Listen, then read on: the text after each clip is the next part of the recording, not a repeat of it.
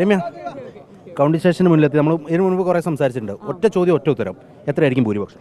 ഞങ്ങൾ ഒരേ നാട്ടുകാരാണ് അല്ലേ, ഒരേ നാട്ടുകാരും ഒരു ജില്ലക്കാരാണ്. ഞാൻ പറയാതെ തന്നെ അറിയാലോ, കോഴിക്കോട് എന്നെ സ്നേഹിച്ചിരുന്നതിൻ്റെ അതേപോലെ തന്നെ അതിൽ നിന്ന് ഒട്ടും വ്യത്യാസമില്ലാതെ ആലത്തൂരുകാർ ഇരു കരങ്ങളും നീട്ടി ഹൃദയം കൊണ്ട് സ്വീകരിച്ചാണ് 2019 തെരഞ്ഞെടുപ്പ് നടത്തിയത്.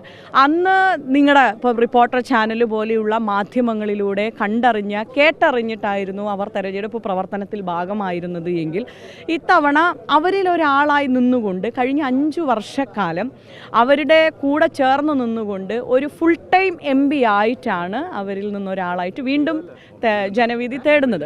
അപ്പം അതിൻ്റെ ഒരു വലിയ പിന്തുണ ആലത്തൂരുകാർ നൽകും എന്നുള്ള വലിയ പ്രതീക്ഷയോടുകൂടി ഞങ്ങളുടെ ഈ ടീം ഇന്ന് കൗണ്ടിങ്ങിന് കയറുകയാണ്. കണക്ക് പറയാനില്ല. ഞങ്ങളൊരു കണക്ക് പ്രവചിക്കാനെന്ന് പറഞ്ഞാൽ നമ്മൾ എന്താ പറയുക, ഞാനൊരു നല്ലൊരു വിശ്വാസിയാണ്. അപ്പം നമ്മൾ അത് അങ്ങനെ ഒരു എന്താ പറയുക, അങ്ങനെ ഒരു ഇന്നൊരു കാര്യം പ്രവചിക്കുക എന്നുള്ളത്, ആലത്തൂരുകാർ കോൺഗ്രസിനൊപ്പമാണ്, ഐക്യജനാധിപത്യ മുന്നണിക്കൊപ്പമാണ്. കഴിഞ്ഞ 5 വർഷക്കാലം അവരിൽ ഒരാളായി ചേർന്ന് നിന്ന ഒരു ജനപ്രതിനിധി എന്നുള്ള രീതിയിൽ കൂടെ ഉണ്ടാകും. എൻ്റെ അമ്മമാരും എൻ്റെ സഹോദരിമാരും എൻ്റെ അനുജന്മാരും എൻ്റെ സഹോദരന്മാരുടെ എല്ലാ പിന്തുണയും കൂടെ ഉണ്ടാകും.